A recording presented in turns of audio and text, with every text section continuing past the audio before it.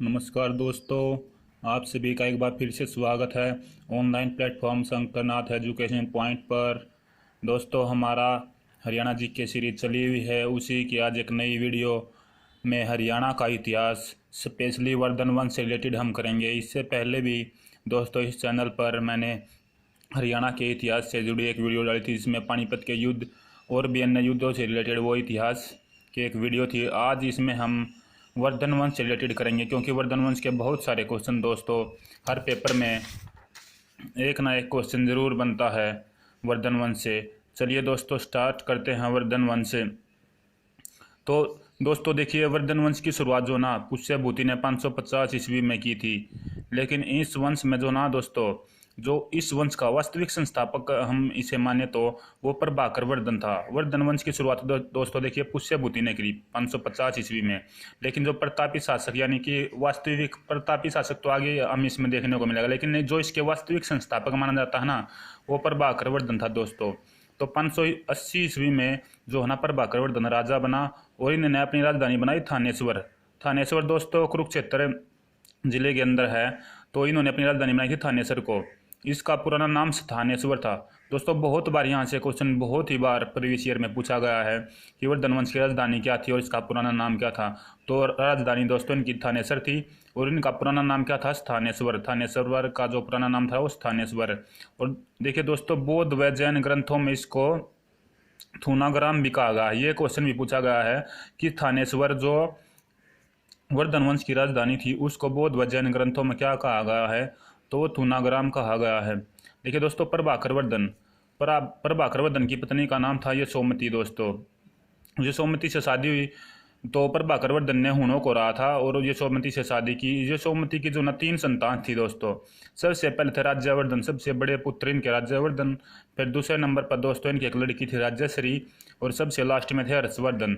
दोस्तों हर्षवर्धन का जन्म हुआ था 590 ईस्वी में। देखिए दोस्तों, राज्यश्री जो इनकी लड़की थी ना दोस्तों प्रभाकर वर्धन और यशोमती की, तो राज्यश्री की जो शादी थी ना प्रभाकर वर्धन ने दोस्तों ग्रह वर्मा, कन्नौज का एक शासक होता था ग्रह वर्मा, मोरवरी वंश का ग्रह वर्मा, उसके साथ इन्होंने शादी कर दी इसकी। उसके बाद क्या था देखिए दोस्तों, चलता गया इनका, ये अपना राजपाट करते रहे। प्रभाकर वर्धन की मृत्यु जो ना बीमारी के कारण हो जाती है, काफ़ी उम्र दराज हो जाते हैं ये, और इनकी मृत्यु हो जाती है 605 ईस्वी में। फिर क्या थी दोस्तों, जैसे यशोमती उस टाइम पे सती होने का आप सभी को पता कि सती होने का रिवाज था। यशोमती मैया जो है ना, या यशोमती जो राजावर्धन राजश्री हर्षवर्धन की माँ थी, वो सती होने के लिए जिद करती है और चली जाती है घर छोड़कर। लेकिन जो ना उसको वापिस से ढूंढ लेते हैं ये और सती नहीं होने देते। तो क्या था, राज्यवर्धन जो उसकी पिता की डेथ हो जाती है प्रभाकर वर्धन की, तो राज्यवर्धन 605 ईस्वी में दोस्तों गद्दी पर बैठता है। ठीक है दोस्तों, तो क्या है, जो 605 ईस्वी में राज्यवर्धन गद्दी पर बैठ गया तो ग्रह वर्मा दोस्तों जो इनकी बहन राज्यश्री का पति था, कन्नौज का शासक, ग्रह वर्मा की हत्या कर देते हैं। कौन, तो ग्रह वर्मा के 2 दुश्मन थे दोस्तों। एक तो देवगुप्त था, मालवा का शासक, मालवा जो एमपी में है दोस्तों, देवगुप्त। और दूसरा था एक शशांक, देवगुप्त का एक मित्र था या दोस्त था शशांक, जो गौड़ वंश का शासक था दोस्तों। तो इन्होंने क्या है, ग्रह वर्मा की दोनों ने हत्या कर दी दोस्तों। शशांक से दोस्तों एक क्वेश्चन और बनता है, बोधि वृक्ष जो बोध गया बिहार में था ना, वो शशांक ने ही कटवाया था दोस्तों। तो दोस्तों अब जो है ना राज्यवर्धन की बहन यानी कि राज्यवर्धन की बहन के पति और यानी कि इनके जीजा यानी कि दामाद को उन दोनों ने मार दिया, तो इनको बहुत गुस्सा है दोस्तों। तो क्या है, राज्यवर्धन फिर बदला लेने के लिए जाता है दोस्तों। ठीक है, अपनी बहन ने मतलब जो इनकी बहन सती होने, इनकी बहन का भी फिर वो सती होने के चक्कर में ये उनको बचाने कन्नौज जाते हैं दोस्तों। तो क्या है, कन्नौज में जैसे ही राज्यवर्धन जाते हैं दोस्तों अपनी बहन को बचाने, राज्यश्री को इन्होंने कैद कर लिया, ये सती हो रही थी तभी। ठीक है, तो राज्यवर्धन फिर इनको बचाने, अपनी बहन को बचाने जाता है। तो देवगुप्त जो मालवा का शासक था ना दोस्तों, देवगुप्त, वो यहाँ पर राज्यवर्धन को मार देता है। ठीक है, क्या है, जो है ना दोस्तों इसको फिर देवगुप्त ने मार दिया। फिर शशांक ने दोस्तों राज्यवर्धन को ना क्या है, अपने मारने का तरीका भी कुछ अलग बताया। ठीक है, उनको बातों में बहला कर वह अपने घर वगैरह ले गया और वहाँ उसकी जो ना ले जाकर जो सोते समय उन्होंने भी कुछ शादी का, अपनी बहन बेटी से शादी का कुछ ऑफर दिया, वह उनकी बातों में आ गया, बहला फुसला कर उसे घर ले जाकर रात को सोते समय दोस्तों उसका सिर कलम कर दिया। और राज्यवर्धन की हत्या इस तरीके से मालवा के शासक देवगुप्त और शशांक ने कर दी दोस्तों। ठीक है, उसके बाद देखिए दोस्तों इन दोनों की राज्यश्री को कैद कर लिया गया और राज्यवर्धन को मार दिया गया। उसके बाद दोस्तों 606 ईस्वी में हर्षवर्धन गद्दी पर बैठा। देखिए दोस्तों 15 से 16 साल का ही है अभी हर्षवर्धन, क्योंकि 590 ईस्वी में इसका जन्म हुआ था। दोनों की वो अपने पिता और अपने भाई की मृत्यु के बाद दोस्तों हर्षवर्धन 606 ईस्वी में गद्दी पर बैठा। बहुत बार क्वेश्चन पूछा जाता है हर्षवर्धन गद्दी पर कब बैठा, तो 606 ईस्वी में दोस्तों हर्षवर्धन गद्दी पर बैठा। उसके बाद क्या दोस्तों, इन्होंने अपने भाई की मौत का बदला लेने के लिए और शशांक की हत्या की। अपने भाई का मौत का बदला लेने के लिए ये भी कन्नौज के चल पड़ा और शशांक की हत्या करी। और जहाँ पे कन्नौज जाके शशांक की हत्या करके अपनी बहन राजश्री को उसकी कैद से छुटाया। फिर क्या था दोस्तों, हर्षवर्धन ने कन्नौज को, अब इनकी राजधानी पहले थानेश्वर हुआ करती थी दोस्तों, इन्होंने दूसरी राजधानी अपनी कन्नौज को बना लिया। यहाँ पर भी बहुत बार क्वेश्चन पूछा जाता है कि हर्षवर्धन ने अपनी दूसरी राजधानी या वर्धन वंश की दूसरी राजधानी क्या थी, कन्नौज को दूसरी राजधानी बना दोस्तों। तो क्या था, जो इसका काल था दोस्तों 606 ईस्वी में गद्दी पर बैठा था। इसके काल में है ना दोस्तों एक चीनी यात्री ह्वेनसांग आया 629 ईस्वी में। इसका भी बहुत बार क्वेश्चन पूछा जाता है चीनी यात्री ह्वेनसांग किसके काल में आया, तो हर्षवर्धन के काल में दोस्तों। ये जो है ना 629 में आया था, वह 634 से 644 तक हरियाणा में दोस्तों ये रहा। ये क्वेश्चन भी पूछा गया प्रीवियस ईयर में कि ह्वेनसांग जो है कब से कब तक हरियाणा में रहा, तो 634 ईस्वी से 644 ईस्वी तक ये हरियाणा में रहा दोस्तों। इसके बाद इसकी एक पुस्तक जो बहुत ही इंपॉर्टेंट पुस्तक है, इसने एक पुस्तक लिखी सीयू की लिखी दोस्तों। इसने ह्वेनसांग ने जो हर्षवर्धन ने काल में आया था सीयू की नामक पुस्तक लिखी। इसके बाद दूसरा क्वेश्चन बनता है हर्षवर्धन का दरबारी कवि कौन था, तो दोस्तों हर्षवर्धन का दरबारी कवि बाणभट्ट था। और इसने भी एक पुस्तक की रचना की थी दोस्तों हर्षचरित। जो हर्षवर्धन का दरबारी कवि था ना बाणभट्ट, इसने एक पुस्तक लिखी हर्षचरित, हर्ष के यानी हर्षवर्धन के जीवन पर, और यह संस्कृत में लिखी गई थी दोस्तों ये पुस्तक। उसके बाद देखिए दोस्तों जो बाणभट्ट पुरस्कार ना, वो हरियाणा संस्कृत अकादमी जिसकी स्थापना 2002 में पंचकुला में स्थापित है इसका हेडक्वार्टर। और इस पुरस्कार में जो राशि 1 लाख रुपए जो है हरियाणा संस्कृत अकादमी देती है दोस्तों। तो बाणभट्ट पुरस्कार कौन देती है, ये क्वेश्चन भी आपसे पूछा जा सकता है। तो बाणभट्ट पुरस्कार दोस्तों हरियाणा संस्कृत अकादमी देती है, जहाँ जिसकी स्थापना 2002 में पंचकुला में हुई थी और पंचकुला में इसका हेडक्वार्टर है। इसकी राशि क्या दोस्तों 1 लाख रुपये इसकी पुरस्कार की राशि है। उसके बाद देखिए दोस्तों हर्षवर्धन का दरबारी कवि बाणभट्ट और इसने हर्षचरित की रचना की उसके जीवन पर। उसके बाद हरियाणा में साहित्यकार व सम्राट हर्षवर्धन को कहा गया है।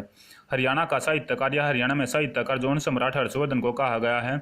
इसकी रचना, ये क्वेश्चन भी बहुत बार पूछा गया, इसकी रचना इसके नाटक कौन से हैं, तो प्रियदर्शिका, नागानंद और रत्नावली को दोस्तों ये क्वेश्चन तो बहुत बार पूछा गया है। हर्षवर्धन की जीवनी है, नाटक है या फिर कविताएं हैं, तो ये 3 तरीके से क्वेश्चन पूछा जा गया है अभी तक दोस्तों प्रीवियस ईयर में। तो हर्षवर्धन की रचनाएं हैं प्रियदर्शिका, नागानंद और रत्नावली। उत्तर भारत पर कब्जा करने के बाद देखिए दोस्तों दिल्ली और इसके आसपास के इलाके पर हर्षवर्धन ने कब्जा कर लिया था। उसके बाद ये है ना दोस्तों दक्षिण की ओर इसने कब्जा करने के लिए, अजीत करने के लिए यात्रा की।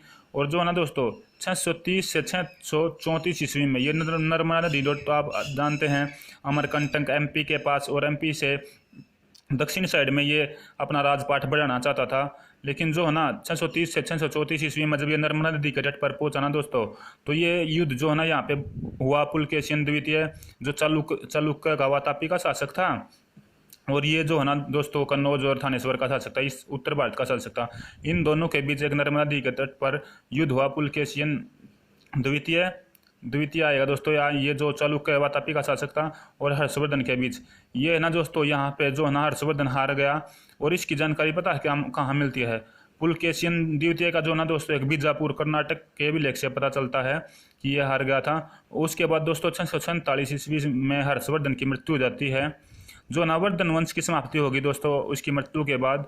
वर्धन वंश की समाप्ति के बाद हरियाणा पर स्वामित्व या अधिकार दोस्तों गुज्जर प्रतिहार वंश ने कर लिया। जिसकी स्थापना दोस्तों नरेश भट्ट ने की थी। और उसके बाद गजनवी आ गया दोस्तों। इनके बाद तो गजनवी से भी बहुत बार क्वेश्चन पूछा था। गजनवी ने जो है ना दोस्तों, अगर नेशनल जीएस के हिसाब से बात करूं मैं, तो गजनवी ने 17 बार भारत पर आक्रमण किया। और लगभग सभी युद्धों में सफल रहा। इसको मूर्ति भंजक कहते हैं। बहुत बार क्वेश्चन पूछा गया मूर्ति भंजक किस शासक का नाम है।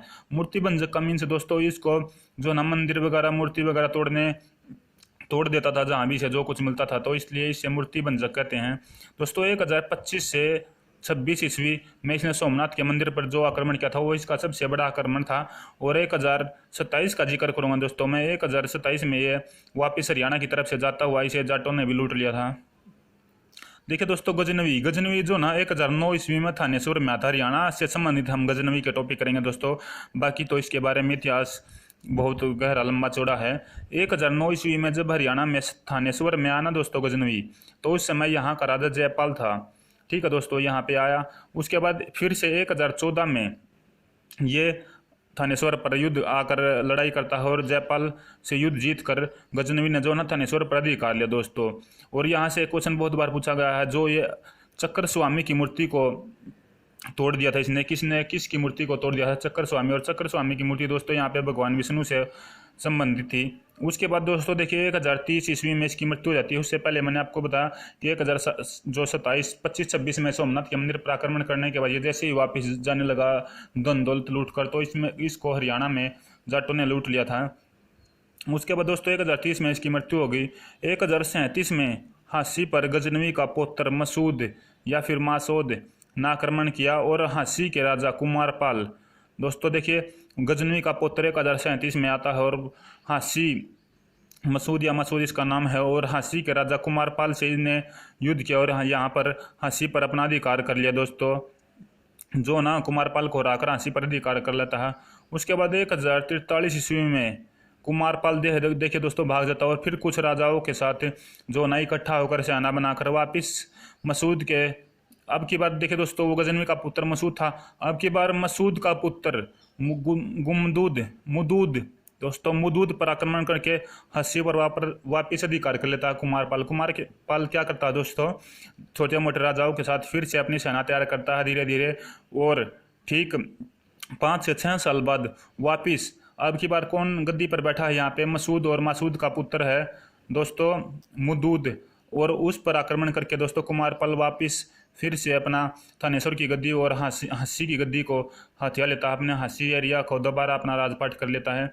तो दोस्तों ये थे आपके हिस्ट्री से इम्पोर्टेंट और बहुत ही अच्छे क्वेश्चन। यहाँ से उम्मीद है दोस्तों HSSC बहुत बार यहाँ से एक नए क्वेश्चन जरूर पूछती है दोस्तों। आप इस वीडियो को बहुत ही ध्यान से देखना और आपको ये वीडियो कैसी लगी इस बारे में कमेंट करके अपनी राय जरूर देना। और दोस्तों अगर चैनल पर नए हों तो चैनल को जरूर सब्सक्राइब करके बेल आइकन दबाना और अपने दोस्तों तक भी ज़रूर शेयर करना दोस्तों। आपके एक लाइक शेयर सब्सक्राइब से हमारा मोटिवेशन होता है और जैसे कि मैं हर रोज़ आपके लिए इससे एक नई वीडियो लेकर आता रहूँ। तो दोस्तों आज की वीडियो में बस इतना ही। जय हिंद, जय भारत, जय हरियाणा, जय हरियाणवी।